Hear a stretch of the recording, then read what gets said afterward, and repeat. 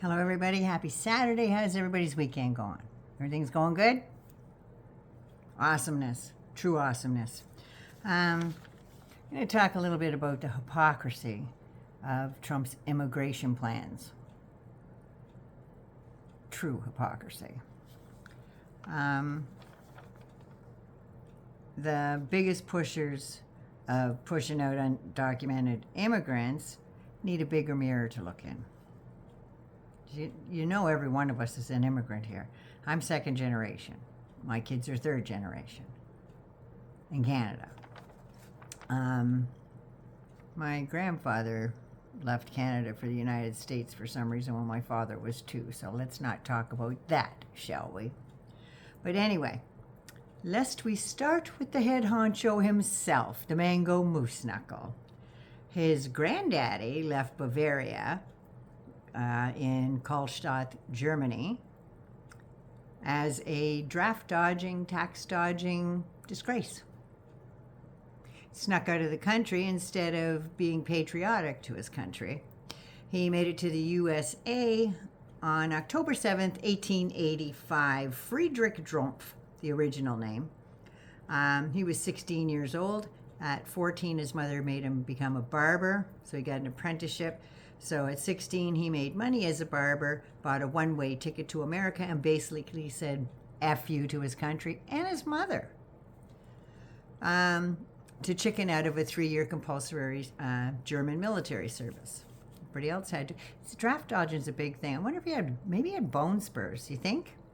But he was a sickly child, so he couldn't possibly do manual labor. He was a sickly child. He arrived at Ellis Island and started working in New York. As a little side note, in the book that Trump didn't write, The Art of the Deal, he lied about his German heritage and said that his family came from Sweden. So as not to upset Ali's Jewish clients. We can't say friends because he doesn't have any. He's got bootlickers and ass kissers. That's what he's got. He told people his granddad was from Sweden, and for decades he's been telling that, when it's only lately that when he went to Germany that he actually said, my father was from Germany, but his father was born in the Bronx. Just saying. His grandfather came from Germany. Or Bavaria, as it was back then. So, back to Granddaddy. He arrives in New York City in 1891. He left New York City after making some cash. Oh my God, itchy nose, gonna kiss a fool. For the West Coast, and he went to Seattle, where he opened the Dairy Restaurant in the Red Light District. Nothing but the finest.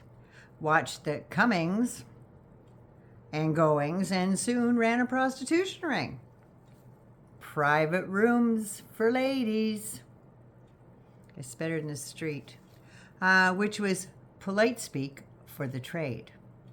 He heard about the gold rush, so he went to the town of Monte Cristo for gold and silver, and flush trading, of course, for the miners. Next, he soiled our country, Canada. Just before the gold rush began, Trump bought a $15 claim on the Hunker Creek claim, close to the first big strike of Bonanza Creek. Him and 2 buddies bought this $15 claim, and he sent his 2 buddies ahead to scout it out. They bought the claim while he stayed in the Red Light District to fulfill urges. Eating's an urge, right? They later flipped the land for $400. $15 to $400, that's quite the profit. However, wouldn't you know it, right after they sold it, it became the most productive creek in all of the gold rush. So then he was off to Bennett, BC, British Columbia, in 1898, climbed the mountain and all the rest of the stuff, where tons of horses. They called, I forget what, something about the Dead Horse Mile or something. But anyway, yeah, he sailed up the coast. He had no plans to mine because he was a sickly child, you know. He was sickly. And he paired up with a fellow traveler, Ernest Levine. They set up a restaurant tent selling some of that dead horse meat that was instantly frozen because of the temperatures, and finally made it to Bennett, BC. They built a restaurant, the New Arctic, and it was really popular. After all, food, booze, and women, right? Sex and booze sells. Made a killing. But as unlucky as Frederick was, the Klondike was just winding down, almost the same time as they opened up the New Arctic. But it wasn't that unlucky. The damn railway came through, and they ran a train from Alaska to Whitehorse in Canada. And folks weren't coming to Bennett anymore on foot or horseback. They were driving right past it on the train on their way to Whitehorse. So what did Frederick and Mr. Levine do? They took that restaurant, they put it on a big old raft, and they sailed that raft to Whitehorse. And they opened up their restaurant right across the street from the railroad terminal. But the Mounties were catching up to him. And they found out that he was selling illegal liquor and indulging in prostitution. So he sailed home, went home to Germany. He had about $500,000 in today's money with him.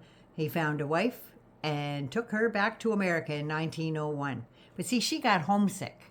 So they returned to Karlstadt, where in 1905, the Bavarian government and the prince stripped him of his citizenship and exiled him from the country. He wasn't allowed back. So there he was, back to the States, where a couple kids were born. Fred, Trump's daddy, on October 1905 in the Bronx, not Germany, and John in 1907 in Queens. I guess he was the big IT guy, the one with the brains.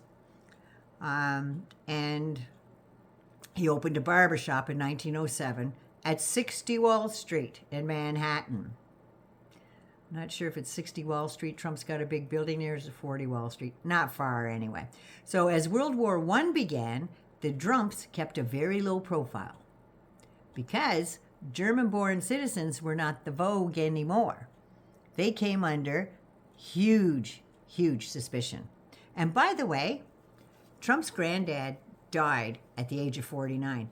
Who carried on all that stuff? Trump's grandmother did.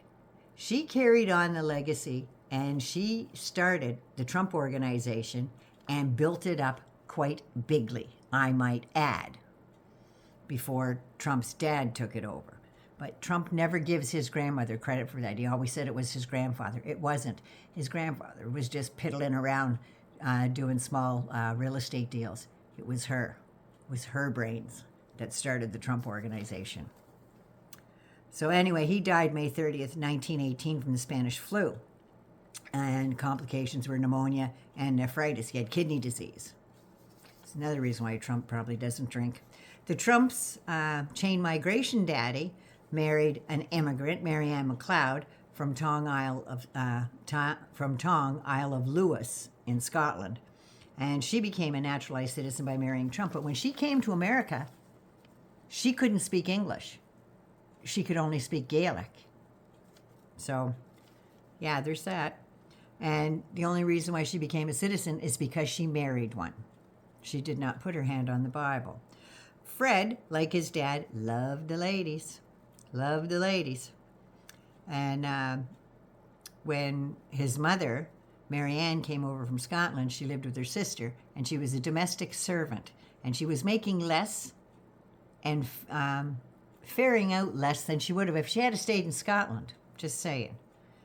But she became a naturalized citizen by marrying Fred. So it would be the maid and the millionaire. I don't know. But Fred, he did like his ladies. He was surrounded by good-looking women all the time. I don't know how with those eyebrows thicker than my friggin' hair. Just saying. Now the mango moose knuckle is the king of contributing to chain migration. a young model from the Czech Republic, was modeling in Canada and did side trips to New York City, where she met the Donald. And she married him in April 1977, where Don Jr. was born a few months later in December 77. Ivanka was born in 1981 and Eric in 1984, all in New York, and Ivana was not a citizen. She just married one. So she did not become a citizen until 1988, which in fact was Donald's last really good year of business. Everything fell to shit after that. That's when the casinos collapsed and all the rest of the stuff, the bankruptcies, which would make all three of those Trump lumps chain migration recipients. Tiffany and her mom are the only ones that were born and bred in the United States of America, with no exceptions. And then we have the genius visa holder, Melania, who grew up in communist Yugoslavia, which is now Slovenia, left her hometown to be a model, where she said she graduated university. She never made it through the first year. She met Trump at one of those meet rich men and get married parties hosted by none other than Paolo Zampoli in 1996. Paolo has garish taste, just like Donald Trump, entertains questionable people, I don't know, Nick Fuentes, yeah, that lobby for disreputable industries and diplomats from countries with shitty human rights records. He hosts parties at his mansion that lean towards dirty old men and much younger women that even during COVID were way over the top. And I'll leave the rest of that to your imagination. Now, remember his, I don't know anything about Project 2025. I know nothing about Project 25. What's 25? I don't know nothing. He's purposely saying, not saying Project 2025 to make it look like he hasn't a clue what's going on. It's all fake news.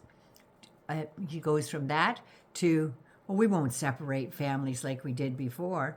We'll deport them all together, even those children born in the United States, like American chain migration. So that would be Melania, her Baron would be part of that. And how about Melania's sister, her mother, her father, all chain migration. Pack your bags, go. Well, can't pack her mother's bags, just saying. Project 2025 author Russell Vogt is part of his cabinet, and he's also the author of Project 2025. And so are over 20 others that did tutorials for the Heritage Foundation's Prize Project 2025. On immigration, we are only going to deport criminals. That turned to, we'll just deport them all, even if it's against the Constitution, which used to be revered in secret. Now they wipe their ass on it. 43% of Latinos voted to have themselves and their family members deported because Trump lied to them. The internment camps are ready to start being built on January 20th, because if they did it before, there'd be people jumping on their ass. Immigrants are bad, except for his grandfather, you know, the barber, restaurateur, whoremaster, came into Canada illegally, welcomed to the United States as a German immigrant in 1885, but didn't quite become a citizen. More on that later, because he ditched the country again and tried to go back to Bavaria, but they kicked him out and again. Yeah. Trump's mom came to America as a Gaelic Scotswoman and had to learn English, and was a very lowly maid and domestic worker, earning less than if she had stayed in Scotland. Like I said before, she became a naturalized citizen because she married womanizer Fred Trump. Under Trump's plan, he would have deported his own mother and 2 out of 3 of his wives. And 3 out of 5, well, maybe 4 out of 5 of his children. Tiffany's the only one that's safe in that basket. Who would have thought that a congenital cheater with 3 wives would ever become president? Never mind a 34 times convicted felon. One of those wives was from communist Czech Republic, who died and was buried behind the clubhouse and the first tee. And nobody visits her grave. It's all overgrown, and it's disgusting. At the Bedminster Golf Club in New Jersey, first came to Canada cross-bordered, shopped for an American husband, and by marrying him in 77, became a naturalized citizen. 11 years later, she became a U.S. citizen in 88, like I said before. And Melania got her visitor's visa, but wasn't allowed to work, but did over 10 jobs as, in my opinion, an illegal immigrant because of smarmy Paolo Zampoli. So Barron is the result of chain migration. Marrying Richmond to get a citizenship, Melania lied and worked while on her visa where she wasn't allowed to work. She committed crime. She did over 10 jobs when she wasn't allowed to. So get out of our country, according to Stephen Voldemort Miller. He said, America is for Americans only.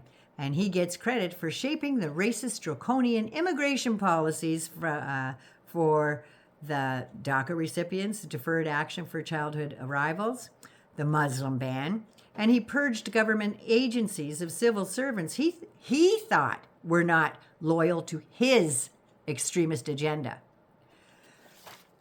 Madam Karma, please put in an emergency express lane for those despicable people. Stephen Miller is a piece of shit. Naughty Nana loves the rest of you, though. I love you so much. If you're new to the channel, give us a subscribe. I know this is a long one, but sometimes you just got to get the information out there. I love you so much. Be good to you first so you can be good to somebody else. There's the shirt of the day. Mom. Fa la la la la, y'all. Fa la la la la. I love you. Have a great rest of your day.